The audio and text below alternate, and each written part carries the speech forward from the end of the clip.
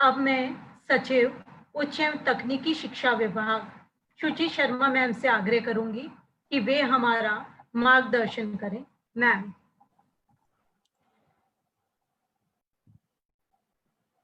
सम्माननीय वीसी साहब, चारण साहब,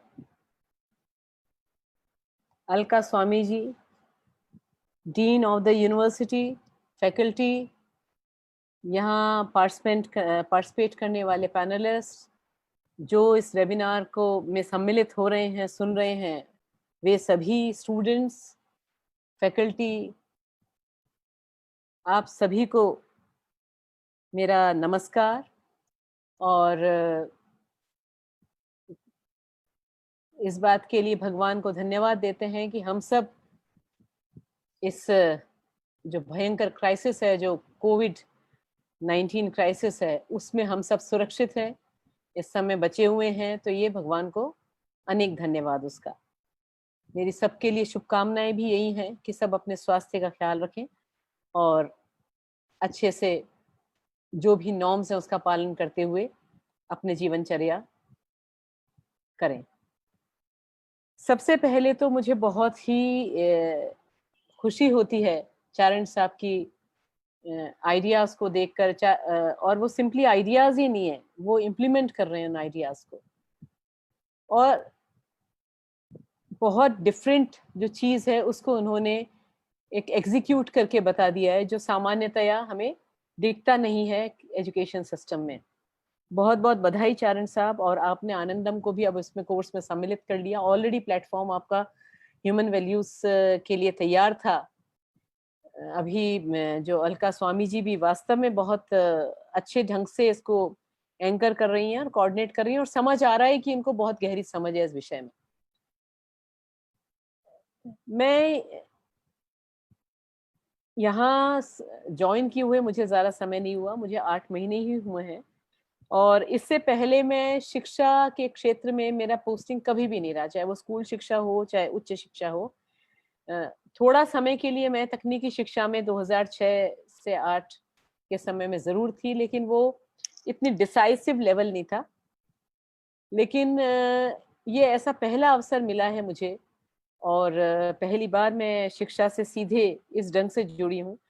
शिक्षा के बारे में एक जो तकलीफ हम सभी को होती थी शिक्षा के बारे में, जो एक जनरल, एक पब्लिक के रूप में, एक जनरल पेरेंट्स के रूप में, स्टूडेंट्स के रूप में, जो भी एक फीडबैक स्टूडेंट जो भी शिक्षा के बारे में रहता है, एक हमारे मन में एक डिससेटिस्फेक्शन, एक असंतोष है कि ये शिक्षा केवल नौकरी चाहने वालों को पैदा कर रही है, लेकिन असंतुष्ट लोगों को पैदा कर रही है। यहाँ पर जो सामान्य जीवन मूल्य हम जो उस समय अपने इवन जो हमसे भी पहले जो लोग थे, उनके समय में जो संस्कार या जो मूल्यों की बात थी, या जो प्रेम भाव था, जो सौहार्द था, वो हमारी जनरेशन में थोड़ा कम हुआ, और अब तो इस जनरेशन में और भी कम दिख रहा है। तो इन सब के लिए मैं सबसे ज्यादा रिस्पॉन्सिबल, एक बहुत हद तक रिस्पॉन्सिबल है हमारी शिक्षा व्यवस्था।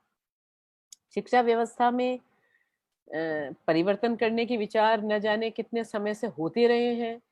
जब हमारा देश आजाद हुआ उसके बाद भी सबसे पहले ये सोचा गया कि ये जो मैकॉलियन शिक्षा पद्धति है, इससे हम कैसे बचें। लेकिन सारे प्रयासों के बावजूद भी कि हमारा जो माइंडसेट इस ढंग का बन गया था, तो हमारे लिए वही एक ब्रिटिश पद्धति की शिक्षा, जो बाकायदा एक बाबुओं को पैदा करने के लिए शिक्षा व्यवस्था बनाई गई थी, उसी से हम चिपके रहे, उससे हम पूरी तरह से हटे नहीं। कई कमीशंस बने, और बड़े अच्छे अच्छे शिक्षाविद भी जुड़े, और सबने ये फील किया कि शिक्षा में परिवर्तन होना चाहिए, शिक्षा में एक सकारात्मक परिवर्तन बहुत ज्यादा आवश्यक है। लेकिन जो सामान्यतया जब रिपोर्ट्स निकल कर आई, और जो कुल मिला के जो पॉलिसी में जो नजर आया, वो यही हुआ कि इतने स्कूल्स खुल जाने चाहिए, इतने कॉलेजेस खुल जाने चाहिए, उसमें फैकल्टी होनी चाहिए, फैकल्टी की क्वालिफिकेशन ये होनी चाहिए, उनकी तनख्वाह ये होनी चाहिए। इसके बियॉन्ड हम शिक्षा को के बारे में सामान्यतया नहीं सोच पाए। जबकि यहाँ पर ऐसा नहीं है, सब ये फील करते रहे, लेकिन इसको किस ढंग से इसमें ऐसा परिवर्तन किया जाए जिससे कि हम एक सकारात्मक सोच का युवा, सकारात्मक सोच का बच्चा हम इस शिक्षा व्यवस्था से हम निकाल सकें, उसका जो शिक्षा व्यवस्था का एक पॉजिटिव आउटकम हो, हम ऐसा सही तरीके से या तो हम सोच नहीं पाए या सही तरीके से हम इम्प्लीमेंट नहीं कर पाए। लेकिन ये हम सबके सब महसूस करते रहे कि इसमें कोई मूलभूत कोई फंडामेंटल चेंज की आवश्यकता है। तो फंडामेंटल चेंज के लिए मैंने जब यहाँ ज्वाइन किया तो मेरे दिमाग में, हम बचपन में डिबेटिंग किया करते थे, डिबेट्स में पार्टिसिपेट करते थे, तो विद्या के बारे में अक्सर बोला करते, श्लोक हम रटते थे, विद्या के बारे में निबंध लिखते थे, और विद्या धनम सर्वधनम प्रधानम, न राजहार्यम न चौरहार्यम, और भी कई तरह की विद्या ददाति विनयम, विद्यात याति पात्रताम, पात्रत्वात् धनम आपनोति, धनात् धर्मम तथा सुखम। बहुत सारी ऐसी ऐसी बातें हम करते थे। एक मुझको जो श्लोक मेरे दिमाग में कौंधता था, जो हमारे उपनिषद में ही कहीं कहा गया है, वो है सा विद्या या विमुक्तये। विद्या वो है जो आपको विमुक्त करे। अब विमुक्ति क्या है? मतलब जो हमारी विद्या का, जो हमारा एंशियंट ऋषिज ने, जो हमारे सीयर्स ने जो विद्या को जो सोचा था, वो उसको केवल विद्या को एक नौकरी देने वाली विद्या के रूप में नहीं सोचा था। विद्या को एक पूरे व्यक्तित्व निर्माण के लिए, एक पूरे क्या कहना चाहिए, जो एक चेतना को उन्नत करने के लिए विद्या का उपयोग इस ढंग से विद्या को सोचा गया था। तो हमारी जो विभिन्न हम लोग जो आते हैं, हम कहाँ जहां से आते हैं, कोई नहीं जानता हम कहाँ जाते हैं इस जीवन के बाद, वो भी कोई नहीं जानता।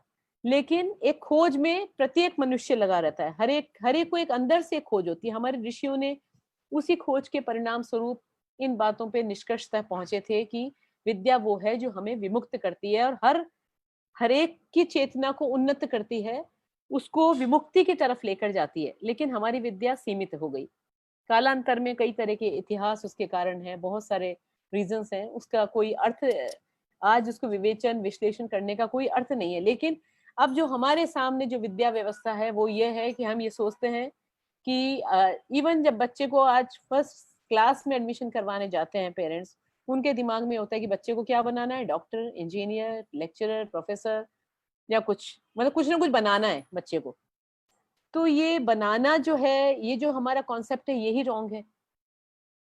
बच्चे को हम बेसिकली आनंद से आए हैं, आनंद के लिए ही जीते हैं। सारा जो संघर्ष है हमारा, आप अगर कभी भी अकेले में बैठकर सोचेंगे तो पता पड़ेगा कि जीवन जो है, हम सब कुछ आनंद के लिए ही करते हैं। हम कहीं कोई खेलते हैं तो वो भी आनंद के लिए होता है, कोई नृत्य करते हैं, कोई पेंटिंग करते हैं, कोई खाना खाते हैं, उन सब में हम आनंद की खोज करते रहते हैं, निरंतर आनंद की खोज करते हैं। और उस आनंद की खोज करते करते हमने अपने आप को सीमित कर लिया कि एक पैसा अचीवमेंट होता है, पैसा प्राप्त करना है, पैसे से आनंद आ जाएगा। पैसे से आनंद नहीं आया, पैसा हमारे ऊपर, हमारे आनंद के ऊपर हावी हो गया।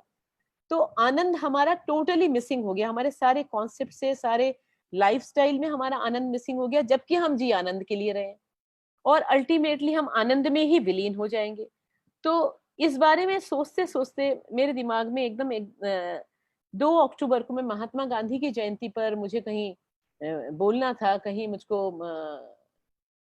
विशिष्ट अतिथि बना रखा था किसी कॉलेज में। मेरे को ज्वाइन किए हुए 7-8 दिन हुए थे कॉलेज इसमें, हायर एंड टेक्निकल एजुकेशन में। तो मेरे दिमाग में एकदम आया, मैंने कहा महात्मा गांधी का जीवन अपने आप में एक उदाहरण है, अनुकरणीय है। तो उसमें ट्रस्टीशिप का जो उनका नोशन है, ट्रस्टीशिप का जो कॉन्सेप्ट है, उसमें सिंपल ये है कि हम देने से ही आनंदित होते हैं। हम ग्रहण करने के लिए नहीं बने हुए हैं, ग्रहण करने में आनंद नहीं है, देने में आनंद है। बोलते बोलते ही मेरे दिमाग में आया कि क्यों नहीं इस जॉय ऑफ गिविंग को, इस आनंद, देने के आनंद को हम अपने करिकुलम का मैंडेटरी पार्ट बना लें, एक इम्पॉर्टेंट पार्ट बना लें, एसेंशियल पार्ट बना लें। और वहां से ये शुरू हुई खोज। मैंने वीसीस की, इसमें चारण साहब हमारे जुड़े उस टास्क फोर्स में, हमारे आईयू की वीसी थे, आरटीओ की वीसी थे, और 2-3 वीसीस थे। इसके अलावा कुछ एनजीओ थे, इनके साथ मैंने वर्कशॉप की और इस पे चिंतन किया कि इस जॉय ऑफ गिविंग को किस ढंग से हम एजुकेशन का पार्ट बनाएं, जिससे हमारी शिक्षा जो है एक संपूर्ण किस्म की शिक्षा बन सके। और आप लोगों ने चारण साहब की बातों से, चारण साहब के खुद के पास बहुत अच्छे उदाहरण है, बिल्कुल सही ढंग से ये आनंद को सही ढंग से समझ रहे हैं, समझ पा रहे हैं। और ऐसे प्रोफेसर्स और ऐसे वीसीज हों तो क्या बात है, मतलब ये शिक्षा जगत को कितना कुछ सही मायने में दे सकते हैं। तो आप और इसी ढंग से हमारे आरयू की वीसी जुड़े, वो भी देने के आनंद में अपनी सैलरी ही दान कर देते हैं, तो उनके में भी देने के आनंद का अनुभव था। आरटीयू की वीसी भी बहुत ही इसी ढंग के पॉजिटिव थे। कुछ ईश्वर प्रदत्त ये व्यवस्था बनी और ये कुल मिला के आनंद, हमने फिर नाम करते करते इसमें नाम खोजा इस विषय का आनंदम, और फिर इसको हमने क्रिस्टलाइज कर लिया चारण साहब वगैरह सबके सहयोग से, और ये तय हुआ कि हम इसको करिकुलम में लागू करने जा रहे हैं। अब करिकुलम किस ढंग से हो, ये मेरे दिमाग में बिल्कुल तय था कि इनफैक्ट हर व्यक्ति जो है, हर मनुष्य, हर व्यक्ति अच्छा होता है। मैं बेसिकली मानती हूँ कि बेसिकली हर व्यक्ति अच्छा होता है, उसकी परिस्थितियां उसको कुछ ना कुछ अ, अलग करने को मजबूर कर देती है। एक सेकंड में एक फोन अटेंड करूँ, एक second. Hello, okay, thank you.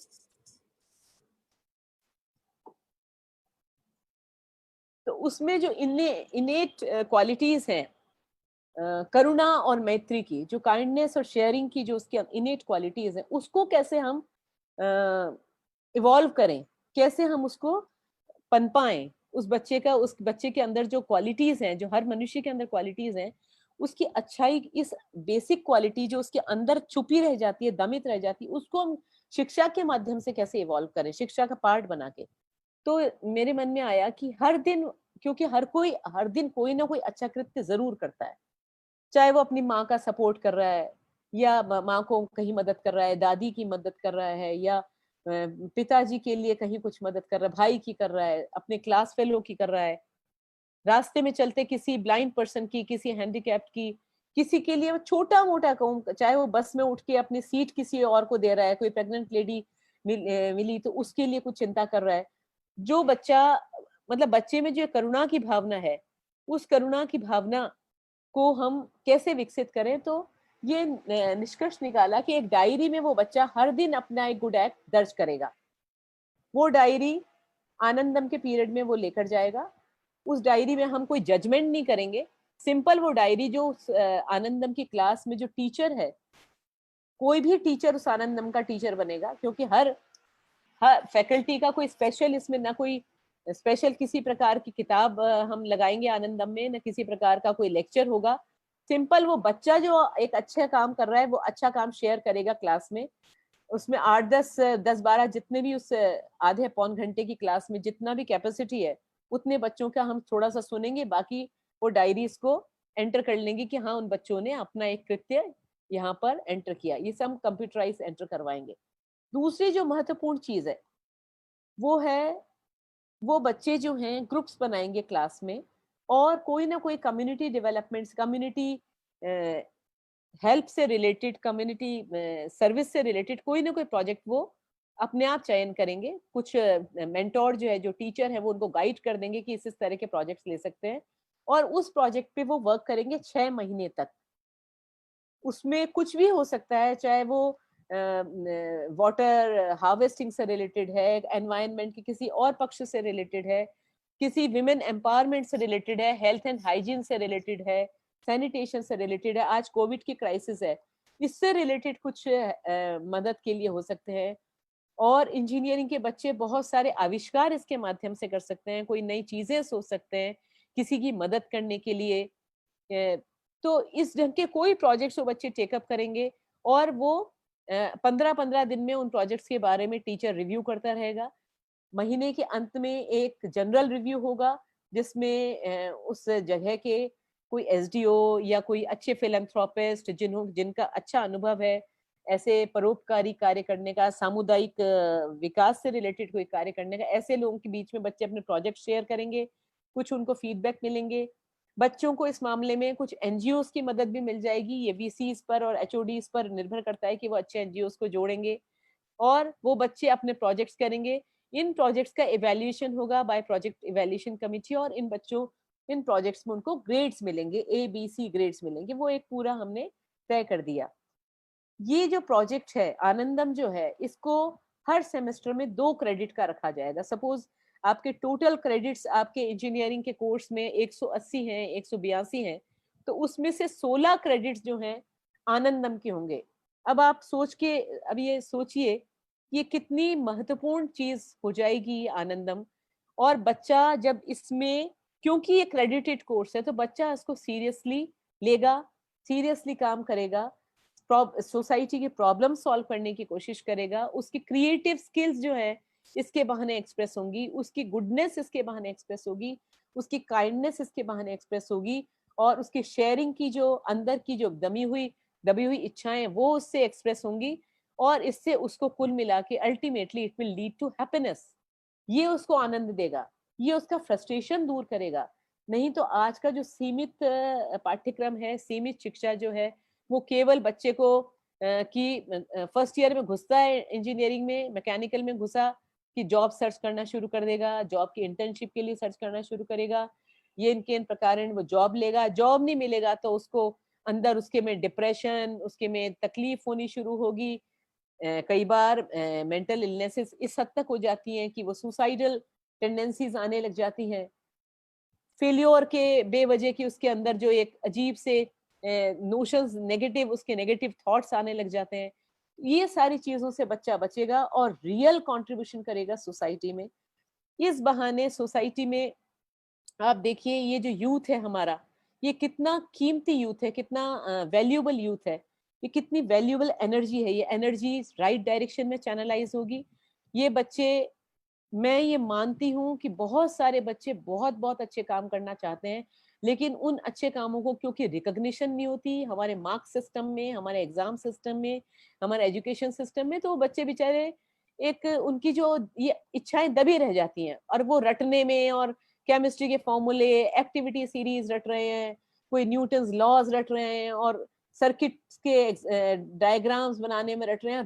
रटन तरी में ही सारी शिक्षा उनकी समाप्त हो जाती है, और वो बच्चा जो उसका खुद का सेल्फ है, जो असली जो बच्चा है, वो उससे डिटैच्ड होता है, इसलिए वो उससे एलियनेटेड हो जाता है उस सारे सिस्टम से, उसको घुटन होती है, वो अलग मीन्स अख्तियार करता है, कोई चीटिंग कर रहे हैं, कोई गलत रास्ते से मार्क्स प्राप्त करने की कोशिश कर रहे हैं।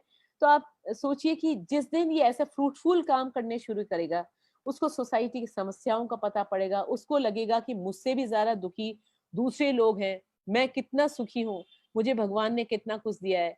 मतलब ये सारी चीजें एक जो, और इंटरडिपेंडेंस, एक दूसरे पर, पीयर्स को हेल्प करना, ग्रुप में काम करेगा, एक दूसरे की मदद करना, एक दूसरे को के प्रति जेलस होने की बजाय, कॉम्पिटिटिव होने की बजाय, ये आपस में जो मदद करेंगे, जो आपस का जो सौहार्दपूर्ण ये लोग आनंद लेंगे, वो है असली आनंदम।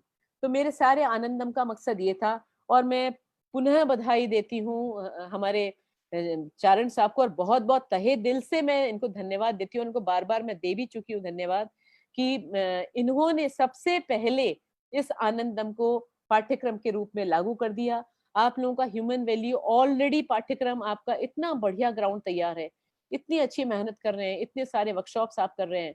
और मैं तो पेरेंट्स के, उसके सिस्टर के मुंह से सुन रही थी, जो चांदनी जो बोल रही थी कि उनको कितना अच्छा अनुभव हुआ है। अभी जो सारा जो कोविड क्राइसिस ने हमको सिखाया, जब हम घरों पे सीमित रह गए, तब हमको लग रहा है कि minimalist concept of lively living आने लगा है, कि हम कम से कम चीजें रखें और ज्यादा से ज्यादा आनंदित रहें। तो ये सारी चीजों के लिए आनंदम है, और मैं पुनः पुनः धन्यवाद देती हूँ। आज सारी जो वर्कशॉप आयोजित की है, मुझको जो आमंत्रित किया है, मुझे बोलने का मौका दिया है, आप सभी को धन्यवाद। और मैं चाहती हूँ और सबको शुभकामनाएं देती हूँ कि ये इस ढंग से, ये ईश्वर प्रदत्त कोई प्रेरणा है, और ये निश्चित रूप से फलीभूत होगी। अभी अजमेर यूनिवर्सिटी ने लागू कर दी, राजस्थान यूनिवर्सिटी लागू करने वाले हैं, RTU में होने वाला है, पॉलिटेक्निक्स में हम लागू कर चुके। तो ये सेशन जो है, कोविड का जो अंधेरा है, हमारा आनंदम का ये सत्र दूर करेगा। धन्यवाद। धन्यवाद मैम।